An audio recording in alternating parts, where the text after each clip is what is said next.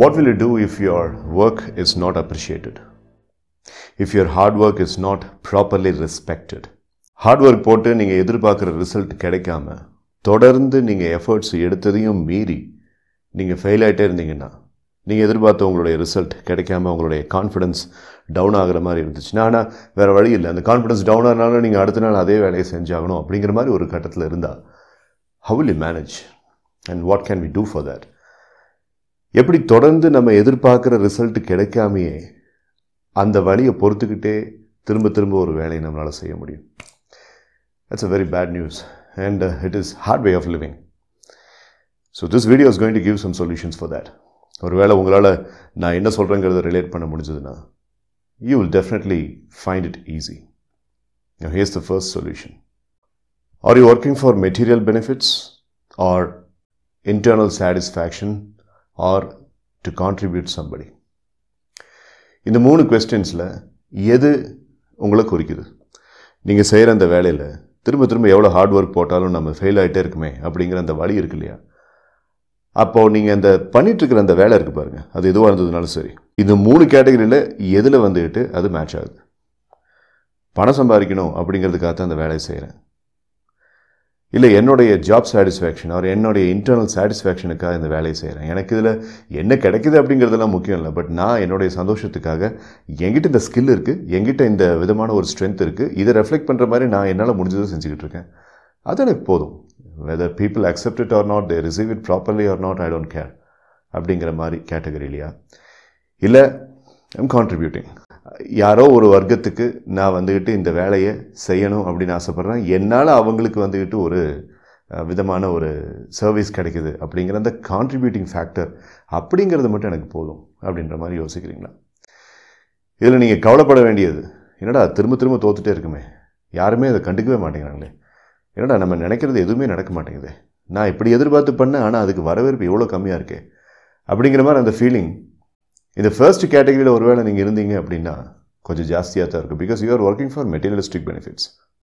பணம், புகழ், மற்றவங்க உங்களை எப்படி ஒரு ஸ்டாண்டர்டில் நினைக்கணும் அப்படிங்கிற அந்த அங்கீகாரத்து சம்மந்தப்பட்ட எதிர்பார்ப்பு அப்படிங்கிறதுக்கெல்லாம் தான் நீங்கள் வேலை செய்கிறீங்கன்னு அர்த்தம்.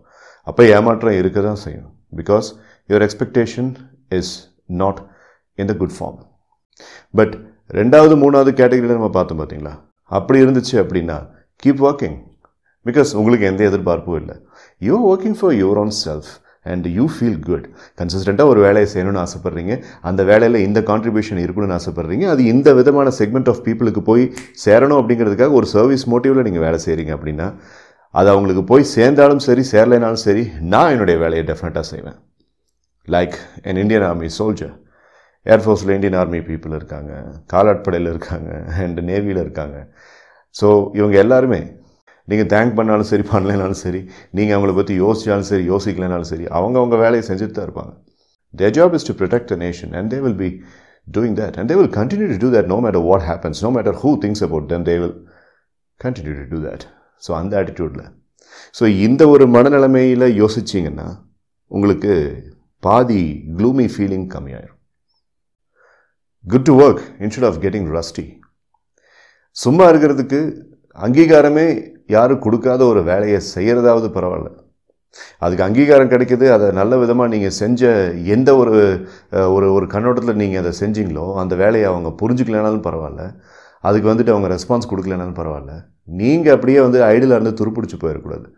ஸோ நீங்கள் அந்த வேலையை செஞ்சுட்டே இருக்கணும். You have to keep functioning, இயங்கிக் கொண்டே இருக்க வேண்டும்.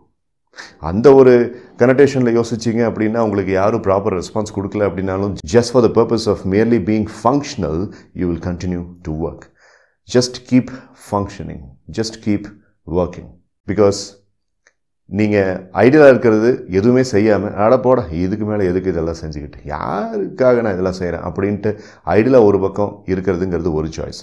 இன்னொரு சாய்ஸ், அப்படி ஐடியலாக நான் உட்காந்தேன் அப்படின்னம்னா I can even feel Rusty, அப்படியே வந்துட்டு துருப்பிடிச்சு போன மாதிரி உதிர்ந்து போகிற மாதிரி இருக்கிறதுக்கு பதிலாக நான் என் வேலையாக செஞ்சுட்ருப்பேன் அப்படிங்கிற அந்த mind settle if you are keeping your self operational, if you are keeping your self much engaged, that is much better. Understand that disciplined course of action always pays.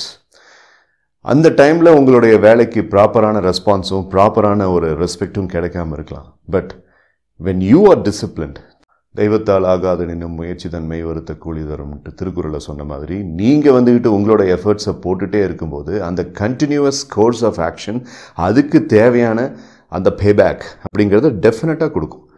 அதை வந்து சில மனிதர்கள், சில குரூப் ஆஃப் பீப்புள் அண்ட் சில segments of human fraternity முடிவு பண்ணுறதல்ல அது. It is something from the universe. It is something from what you are doing. It is something that what you are exploring and exhibiting as a talent and karmaவின் அடிப்படையில் வந்துக்கிட்டு அதுக்கான benefits உங்களுக்கு கண்டிப்பாக கிடைக்கும். But when you are disciplined in that particular action, மும்பையில் பார்த்தீங்கன்னா டப்பாவாலாஸ் அந்த ஃபார்முலாவை யூஸ் பண்ணாங்க. ஒரு கட்டத்தில் வந்துக்கிட்டு அவங்க அந்த பேக்கேஜ்டு ஃபுட் அப்படிங்கிறத வந்துட்டு பாக்ஸஸில் கண்டெயின் பண்ணி கரெக்டாக கன்சிஸ்டண்ட்டாக ஒரு கட்டத்தில் பார்த்தீங்கன்னா ஏர்லி 19th செஞ்சுரியிலலாம் பார்த்தீங்க அப்படின்னா ஒரு பர்டிகுலர் டொமைனில் அவங்க போய் அந்த பேக்கேஜஸோடு நிற்பாங்க, கஸ்டமர்ஸே இருக்காது. ஆனால் அவங்க டிசிப்ளின்டாக வந்துட்டு அந்த பர்டிகுலர் இடத்துல போய் அவங்க தொடர்ந்து நின்றுட்டு இருக்கும்போது அதுக்கப்புறம் தான் கஸ்டமர்ஸ் ஸ்டார்ட் கேட்சிங் அப், ரைட்? ஸோ 10 நாள் நின்று பார்த்தோம், 15 நாள் நின்று பார்த்தோம், 20 நாள் நின்று பார்த்தோம், ஒரு மாதமே நின்று பார்த்தோம், எதுவும் நடக்கலை அப்படின்ட்டு they did not give up. Guinness book of ரெக்கார்ட்ஸில் அப்புறம் இந்தியன் இன்ஸ்டியூட் ஆஃப் மேனேஜ்மெண்ட்டில் இருக்கக்கூடிய MBA கேஸ் ஸ்டடீஸ்லாம் அவங்கள பற்றி, மும்பை டப்பாவாலாஸ் பற்றி கேஸ் ஸ்டடியே இருக்குது. They are fantastic examples of doing something on a disciplined course of action and getting the proper benefit, getting the deserved benefit. அந்த மாதிரி உங்கள் டிசிப்ளினுக்கு தேவையான அந்த பேபேக் அப்படிங்கிறது டெஃபினட்டாக கிடைக்கும். மேபி இப்போ சடனாக ரியலைஸ் ஆகிற அந்த பேபேக் அப்படிங்கிறது உங்களுக்கு மன வருத்தத்தை கொடுத்தாலும் on the long run it will definitely work for you. So அந்த மைண்ட் செட்டை வச்சிங்கன்னா இந்த டிப்ரெஷன் கண்டிப்பாக உங்கள்கிட்ட இருந்து போயிடும். Understand that there is something wrong in your emotional judgement. உங்களுடைய எமோஷனல் ஜட்ஜ்மெண்ட்டில் ஏதோ தப்பு இருக்குது. உங்களையே நீங்கள் வெறுத்து தொடர்ந்து ஒரு 4-5 தடவை ஒரு வேலையை செஞ்சு, இல்லை ஓகே அதுக்கு மேலேயுமே கூட இருக்கலாம், நம்பர் ஆஃப் டைம்ஸ் நீங்கள் அந்த வேலையை செஞ்சு அதுக்கு ரிசல்ட் கிடைக்கல அப்படிங்கும்போது அந்த வேலையை வந்துக்கிட்டு விட்டுடலாம், if you are giving it up அப்படின்னம்னா அது ஒரு தப்பான எமோஷனல் ஜட்ஜ்மெண்ட், ஒரு தப்பான முடிவு. யூ ஆர் கிவிங் அப், என்னால் இவ்வளோ தாண்டா முடியும் அப்படின்ட்டு நீங்கள் பயந்து ஓடிடுறீங்க, விலகிடுறீங்க. அது ஒரு ராங் எமோஷனல் ஜட்ஜ்மெண்ட் இல்லையா? ஸோ அந்த ராங் எமோஷனல் ஜட்ஜ்மெண்ட்டுக்கு நீங்கள் தான் காரணம். You are to be blamed and you are the culprit. You are not supposed to be the victim of your own bad emotional judgment. You have to think in a different way. இதுக்காக நான் ஏன்டா என்னுடைய வேலையை நான் நிறுத்தணும்? எனக்கு இந்த வேலை செய்கிறதுக்கு பிடிச்சிருக்கு, I think it will work out, இது டெஃபினட்டாக ஒரு கட்டத்தில் எனக்கு வேணுங்கிற ரிசல்ட்டை கொடுக்குன்னு நான் நம்புகிறேன். லென்த்தியாக இல்லைனாலும் கொஞ்சம் கொஞ்சமாக கன்சிஸ்டன்ட் ஆக்ஷனில் நான் பாட்டுக்கு செஞ்சுட்டு போயிட்டே இருக்கேன். அதில் எனக்கு ஒரு பாசிட்டிவான ஃபீலிங் கிடைக்குது. அந்த பாசிட்டிவான ஃபீலிங்காக நான் இதை செய்கிறேன் அப்படின்னீங்கன்னா that is also a real emotional judgment, but it is in a very right manner and it is in a positive fashion. So உங்கள் எமோஷனல் ஜட்ஜ்மெண்ட் அப்படிங்கிறதுல கொஞ்சம் தெளிவாக நீங்கள் இருக்கணும். Take good emotional judgement, think again, and ஒரு decision எடுத்துட்டீங்க அப்படின்னம்னா go back, rethink. இப்போ இந்த எடுத்த முடிவு வேண்டாம், இனிமேல் இது வேண்டவே வேண்டான்னு சொல்லிட்டு இது நம்மளுக்கு இனி சரிப்பட்டு வராதுன்னு நம்ம முடிவு பண்ணுமே, அது கரெக்டாக அப்படின்ட்டு go back to the decision and try to rewind it, and you will end up in reversing the decision. Do it for your positive vibe. Result கிடைக்கலன்னா என்ன, ரெஸ்பான்ஸ் கிடைக்கலன்னா என்ன, நீங்கள் இந்த மாதிரி ஒரு விஷயத்தை யோசிச்சிருக்கீங்க அப்படின்ட்டு மற்றவங்க உங்களை பாராட்டலைன்னா என்ன, உங்களுடைய பாசிட்டிவ் வைபுக்காக நீங்கள் செய்ய வேண்டியது. Positive vibe. To give a proper metaphorical example, cricket கிரவுண்டில் போய் விளையாடணும் அப்படிங்கிறது ஆசை இருக்கிறப்போ கிரவுண்டில் போய் விளையாடுறதுக்கான சாத்தியமே இல்லை அப்படிங்கும்போது ஒரு பாலை கட்டி தொங்க விட்டுட்டு நம்ம பாட்டுக்கு அடிச்சிட்ருக்கோம். பிகாஸ் அது வந்து கிரவுண்டில் போய் விளையாடலைனாலும் அந்த கிரிக்கெட் பால் ஸ்டிப்பை வச்சுட்டு நம்ம ப்ராக்டிஸ் பண்ணும்போது ஒரு குட் ஃபீல், வைப் கிடைக்குது, நம்ம கிரிக்கெட் விளையாடுறோம் அப்படின்ட்டு. அந்த மாதிரி தான். So that's a classical example here. So உங்களுடைய பாசிட்டிவ் வைப்ஸுக்காக நீங்கள் செய்யுங்க, ரைட்? ஸோ இப்போ நான் இந்த வீடியோ பண்ணுறேன் அப்படின்னா அந்த வீடியோ ப்ராப்பராக ரிசீவ் ஆகலை அப்படின்னா ஐ டோன்ட் கேர். ஏன்னா நான் என் மனசாட்சிக்கு இதை என்னுடைய பாசிட்டிவ் வைபுக்காக பண்ணுறேன், யாருக்கும் அது டெஃபினட்டாக யூஸ் ஆகும் அப்படிங்கிற அந்த ஒரு பாசிட்டிவ் வைபுக்காக நான் பண்ணுறேன், அந்த ஒரு எதிர்பார்ப்பில் நான் பண்ணுறேன். as long as that particular positive candle flame is flickering inside, I'll keep giving the videos. அதே மாதிரி தான் உங்களுடைய ப்ராஜெக்டில் நீங்கள் செய்கிற உங்களுடைய வேலையில் மற்றவங்க அதை வந்து சரியான லெவலில் புரிஞ்சுக்கல அப்படின்னாலும் do it for yourself, do it for the feeling that you are getting. There is no everlasting celebration of a particular success. And there is no everlasting crying of a particular failure. ஒரு விஷயத்தில் நீங்கள் success எடுத்துட்டீங்க அப்படின்னா கூட அந்த சக்ஸஸை பற்றி ரொம்ப நாள் அது பேசப்பட போகிறதில்ல. ஒரு விஷயத்தில் நீங்கள் மிசரபிளாக ஃபெயில் ஆகிட்டிங்கன்னா கூட அந்த ஃபெயிலியரை பற்றி ரொம்ப நாள் பேசப்பட போகிறதில்ல. நீங்களுமே ஒரு சக்ஸஸ் எடுத்துட்டிங்கன்னா you will not be basking in the glory of the success for a very long time. Failure ஆகிடுச்சு அப்படின்னா கூட அதையும் வந்துட்டு you will not be lingering upon for a very long time. அப்போ எந்த விஷயத்துக்காக நீங்கள் கவலைப்படுறீங்க? எல்லாத்துக்குமே ஒரு டைம் ஃப்ரேம் அப்படிங்கிறது இருக்குது. And after that it gets faded away. But இது ரெண்டுக்கும் நடுவில் ஒரு ஸ்டான்ஸ் இருக்குது. என்னென்னா, I'm just doing for my purpose. என்னுடைய லைஃபோடைய பர்பஸை நான் ஐடென்டிஃபை பண்ணியிருக்கேன்.